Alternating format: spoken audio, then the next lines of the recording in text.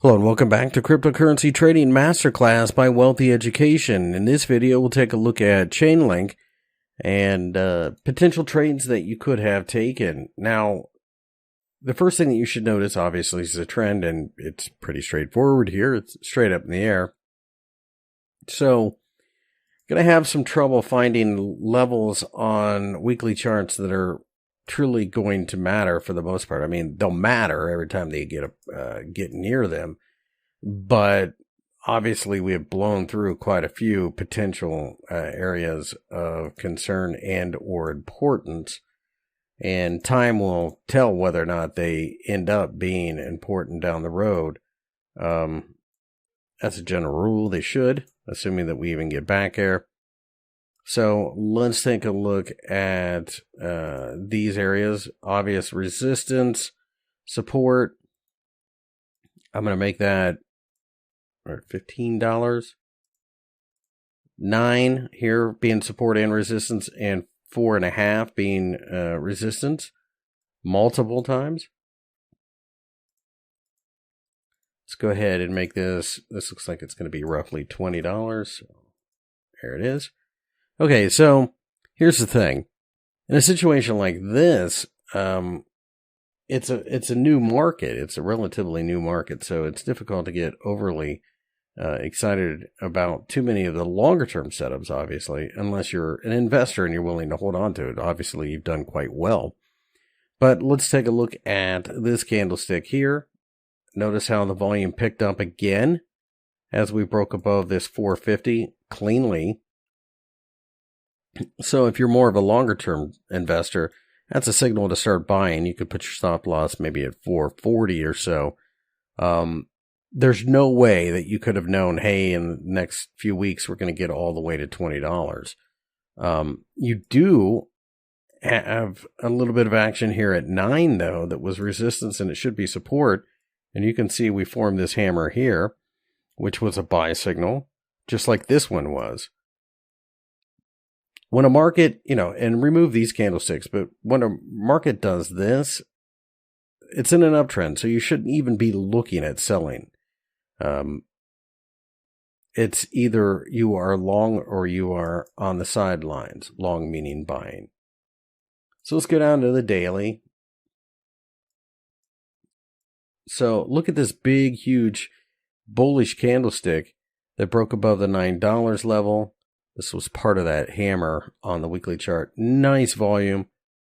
Certainly shows that there is buying interest. You just put the stop loss on the back of it. You had a couple rough weeks, and then eventually it took off.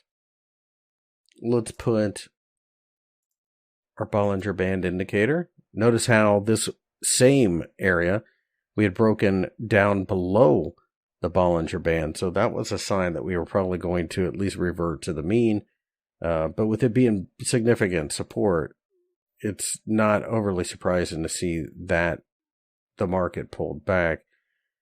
This would be against the grain here, against the trend, but this shooting star is a negative sign, and we did reach the other side of the Bollinger Band, bounce up, and then broke down back to this major support level. So that's worth paying attention to. I'm going to drop down to the hour rather quickly in this video, just simply because, or you know what, I'll even do 4 hours instead. Just simply because we don't have enough history to really delve into it without looking more on the shorter time frames. It's hard to get a feel for a market when you only have a year's worth of data, unless you're looking at short term.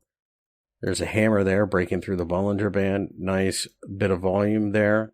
Touches this area here, which was previous resistance at 18, and then rallied. So that's a nice setup. Same thing here. You formed a hammer breaking through the bottom of this Bollinger Band setup. Not as impressive volume-wise, though. So, it's the right idea. It's the right trade in the sense that we're in an uptrend, but it's not as big of a possible setup as some of the previous ones were. So this is an interesting setup because this hammer formed right here where we had seen support, and we were way overdone. we ended up rallying quite nicely for a nice recovery. Longer term, that trend did reassert itself, but you clearly had an opportunity to make some money. Notice how the recovery, once we broke out of the Bollinger Band, if you remember where it was in the last little bit I did, it was at the 61.8 where we formed. I struggle to call this a hammer because the real body is a little too big, but breaking down below it does show a change in attitude, and you can see clearly you got back down to the bottom. So certainly something worth paying attention to. So here is a setup based upon Fibonacci. Reached down towards the 50 and then took off to the upside on a hammer. Nice little setup.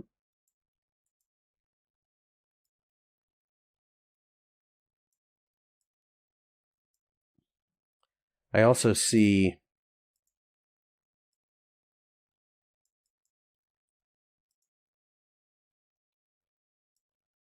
a bit of a descending triangle here, which actually went profitable for a while, but then failed. We went back up to the upside. So probably would have either gotten taken out for a small loss, or perhaps you move your stop loss to break even once it retests that area. I mean, clearly you had an opportunity to make some profit. Would you have taken the profit there? Maybe, maybe not. But I wanted to show you that not every setup works. And that's something that you do need to understand. While you can find a lot of profitable setups, sometimes things happen in the market. They just happen. It might be news flow. It might be just a random event. Maybe it's just a big player coming in to remove their positions, and it moves the market against you. It just is what it is. But that's what your stop loss and your money management regimen is for, on the occasion that something doesn't work out. So here's a symmetric triangle. We break out, we come back and we test it for support. We rally, we almost get the target. I mean, that's pretty close. We come back, we test this area again, nice hammer, and it goes back up, and you finally fulfill, without any doubt whatsoever, that setup.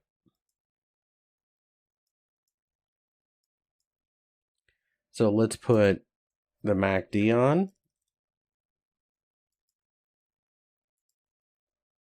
Notice how we got up here at $15, formed a couple of shooting stars in a row, had this MACD cross. I don't know if you would have shorted this, but clearly if you were long, that would have given you plenty of opportunity to get out, because you would have gotten bearish or at least warning signals. Just like this MACD crossover here, right here at support, take this trade up until it crosses again. Pretty straightforward. This is interesting. There was a little bit of a divergence.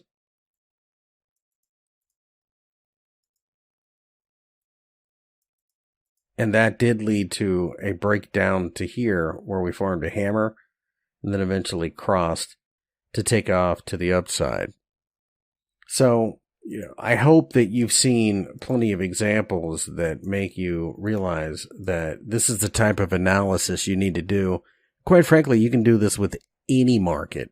But I would definitely encourage you to go out and look at all the crypto charts on various time frames that you can. Start on the weekly time frame and work your way down. It builds confidence. It builds that muscle memory of identifying setups. And then it also, it shows you how trading works in the real world. You want to see a couple of reasons to be involved. You don't fight the trend. Is it with the trend? Is it at support or resistance? Those are your first two questions. Do you have another indicator, maybe a Fibonacci level or an RSI reading that gives you more confidence? Maybe you have a triangle forming, at least three things, and then you can start to put your money to work. So with all of that being said, that is the end of Module 3.